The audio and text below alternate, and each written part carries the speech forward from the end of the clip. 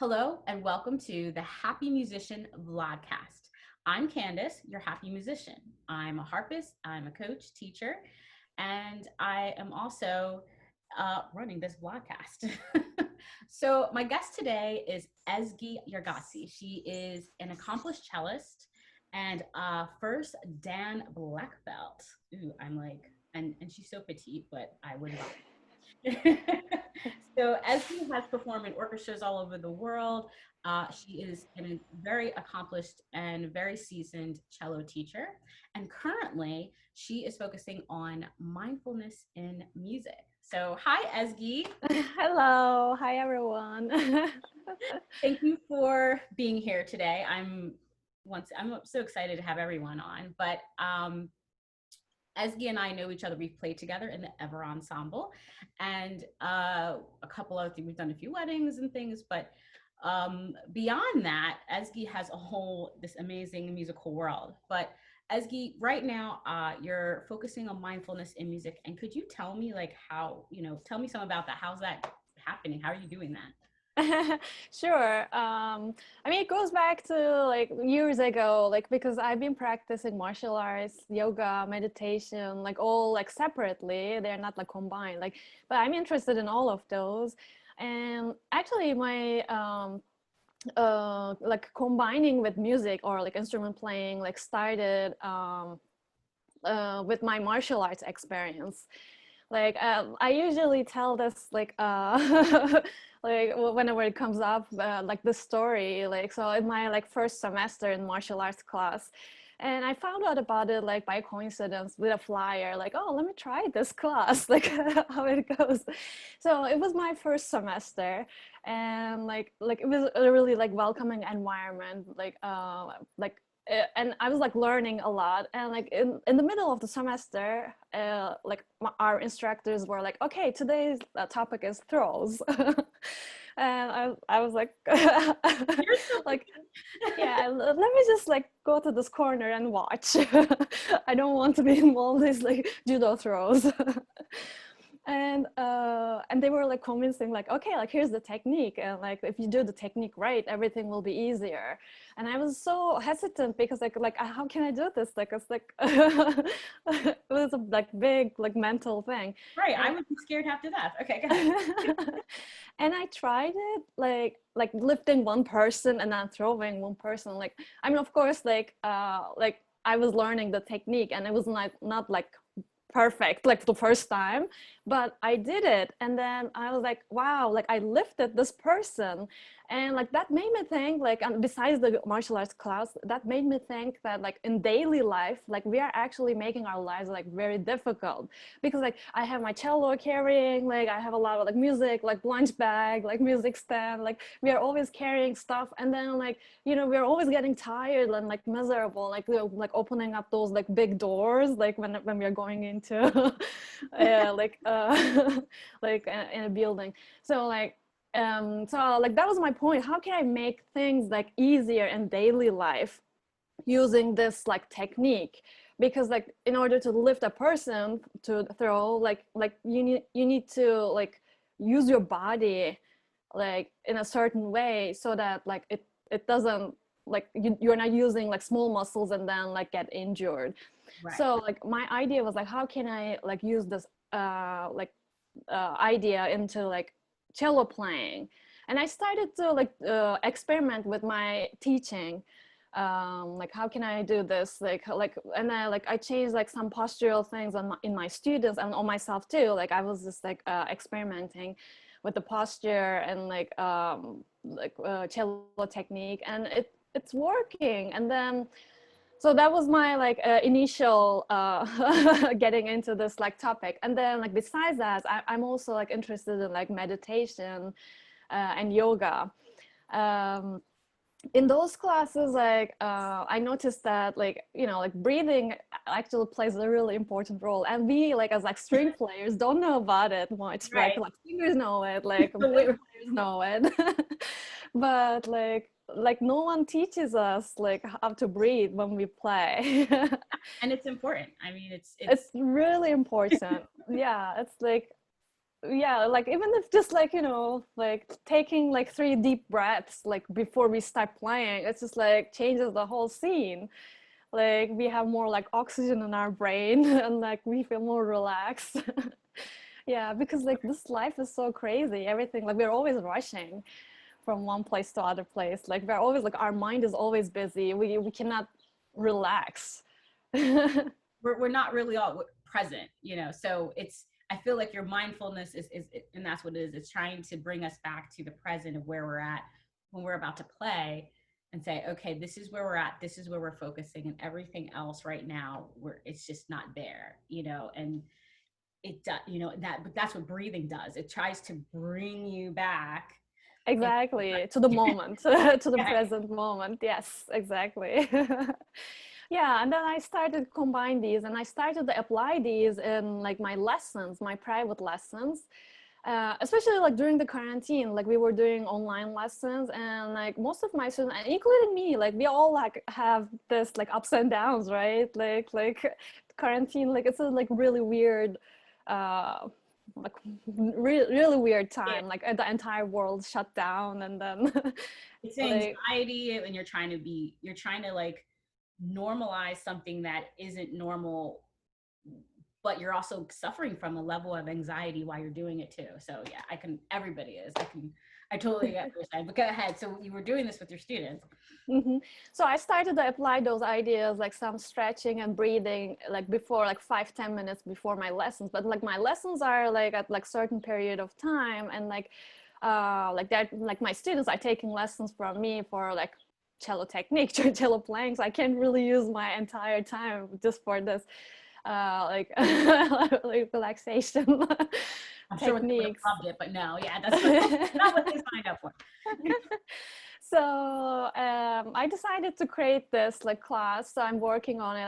I'm like almost there, like concluding like my lesson plans, and I'll be doing like 4-week online class for like with like mindful instrument playing for relaxation. And it will be a really slow class, like with breathing, stretching, and then like we'll always like start with warming up with those things like meditation, and then at the end of the class, we'll be playing.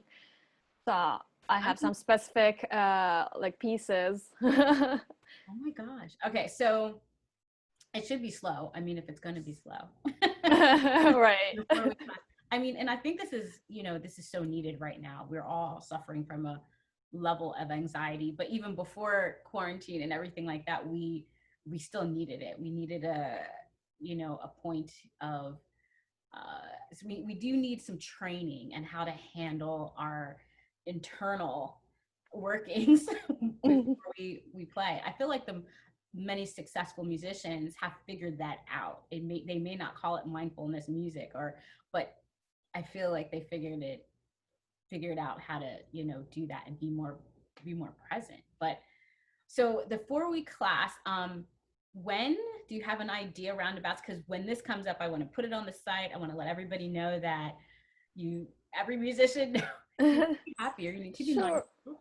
Yeah, so I'm planning to do it soon. Like I haven't decided a date yet, but like in August. Awesome. Oh, that's pretty soon. Okay, so I'm so excited about this. So mindfulness, I actually had a blog on this. Everyone, you can look that up on thehappymusician.com, and I talk about being present and being mindful in music, and it pretty much is cementing what Ezgi's talking about, and it's extremely important. So make sure you look her up. I will keep everyone posted about, you know, the when and how of the mindfulness classes, or I should say the sessions. I'm definitely going to sign up, so please keep me on the mailing list. A few questions for you, Ezgi. Sure. So what are you currently reading right now? And if you're like me, I read more than one book at a time. Some people do, but what's the top, or the first top 2 or 3 on your list that you're reading? Yeah, sure. I really like self-improvement books, like since I was a child. Like, but this one is a different one that I'm reading. It's actually very interesting. It's a Turkish one, by like Turkish author. It's the translation is like wash your brain. Oh my gosh, watch your brain. Okay. What is this about? What's the approach?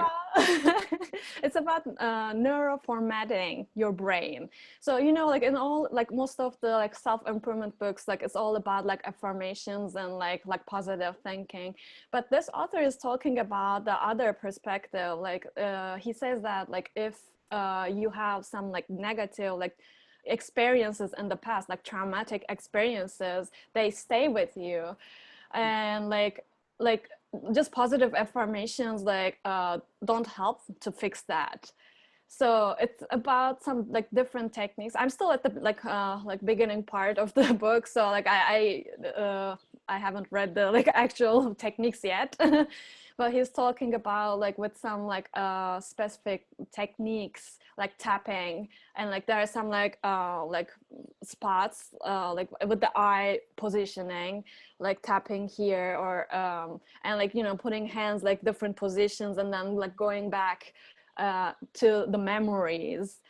um, Wow. you can go back to that actual like traumatic experience and then clear your mind, like empty your mind, and then like you can add the positive like positive thinking affirmations and stuff. Oh my gosh. Musicians have a lot of those. I don't It's even, really interesting. we have a lot. We have a long list of, it's probably, we probably wouldn't consider them as traumatic now, but probably, yeah, some that are just like, oh my God, I wish that never happened to me.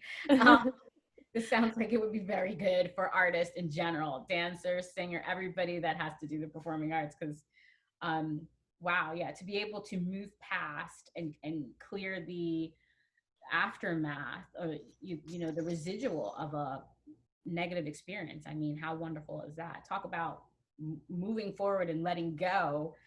Okay, so I have to add that one to my list to read now. It's is it available in English at all, or is it only available in Turkish? I'm not sure about that. Like, I need to check. I'll let you know. Okay, let me know. Yeah, I'll check. I'll put that information on the website if it is. If it's not, then you're just gonna have to read with Google Translator. Sorry. So, the other books, or is this the one? This is the one for now. Yes. I asked everyone this. What is your favorite piece or pieces to play, or you know, what do you know? And it can be. It doesn't have to be just one if you need to utilize. Mhm. Yeah, so like I get these the questions like often actually, and like I respond with Rostropovich's response. like someone asked him like what's your favorite favorite piece to play, and he answered like whatever I'm playing at that moment for At that that night, moment, that's my favorite. And I like that answer. Go ahead. I like that. and I agree with that, because like, you know, like we're trained as like being performers, and I love like all of the genres, all of the like periods of like like music, like even like in classical music, like I like baroque pieces, and I also like, you know, contemporary, like I like everything in between. So it's yeah, it's about like whatever we play, because like it's like being an actor, right? Like actors like practice like those like and like the text, and then they add more like emotions and everything, and then they get into that role. And it's Right. the same thing with me, with us, like when we are in that role, like we are trying to interpret that music like with those like emotions. So like Figures. it's again like we are going back to the same idea, going like being in present, and then like feeling like that those emotions in that moment. You're absolutely right. Yeah. I mean, I have to agree with that answer. And I have to remember that answer because I get asked that. I think all musicians get asked that question. And I'm always like, well, you know, I mean, I do have a favorite piece, but it's hard because at the same time, I'm like, well, I am working on this and that, and those are all wonderful. And I like those too. But yeah, so I'm going to remember that. My favorite piece is whatever I'm working on at that moment. It's really going to help. Um, so, Ezgi, is there any particular person, maybe not that has influenced, been a major influence in your life or person? Probably my family. Yeah, like I'm very close with my family, and like it's like I think like it's really important to have those like family values, like and like learning from them, and then sharing. Like after a certain age, like you just like it's not about like teaching and learning; it's just like sharing. Yeah, it really. By the way, her parents are both musicians. They're awesome musicians. They played an Ever Ensemble concert. They are the sweetest people. So, um, yeah, I would have to say, for me, that would be the same answer too. My parents and my family, and till this day, have still heavily influenced my life. But it's okay. It's all good. I wouldn't want it any other way. So I would have to. This might seem like a redundant question, but what are you doing, or what do you do to keep happiness in your art? This is like the big question of all these podcasts.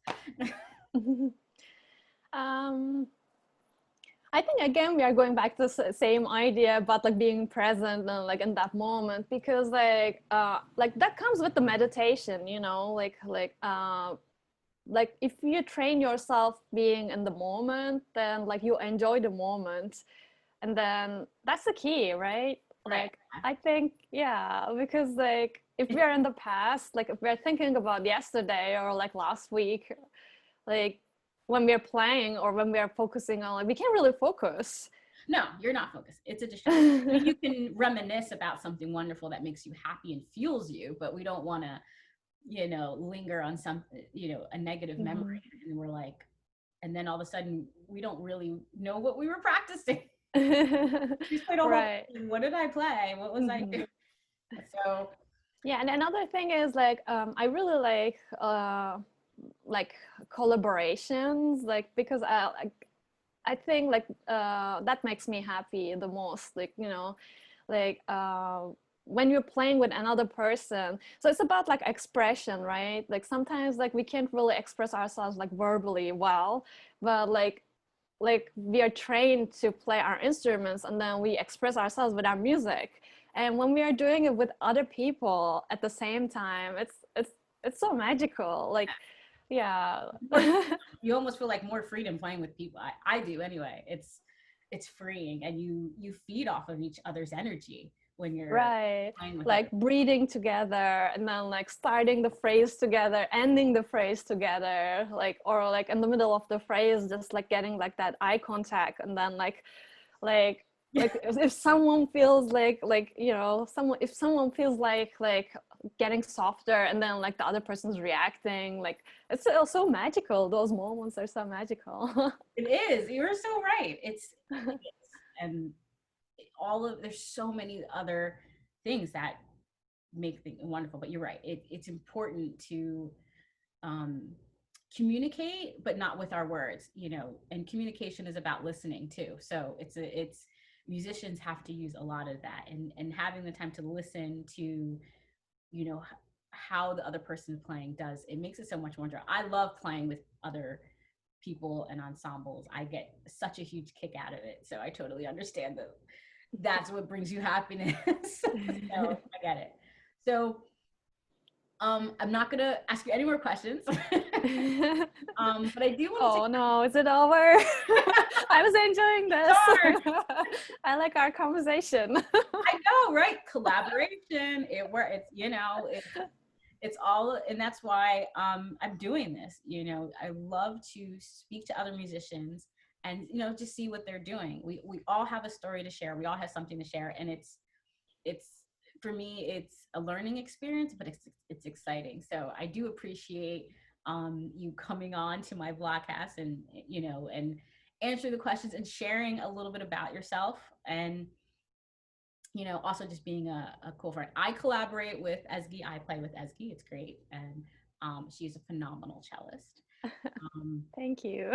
thank you for being on here. So, Thank you for inviting. look, I know it's just like so exciting. So I will definitely have to have you back, because after you start the mindfulness classes and everything, you have to come back and tell us all about it. And make sure we discuss, well, we'll discuss because I'm going to sign up, and we'll discuss, how it's working for me as well. So we'll do like a post-op, briefing. So thank you for coming on. I am very grateful to you and thankful to you. On my next Vlogcast, I will have the harpist, Robin Gordon Cartier. She's a harpist and she is a motivational speaker. So she will be on the next Vlogcast. So tune in for that one.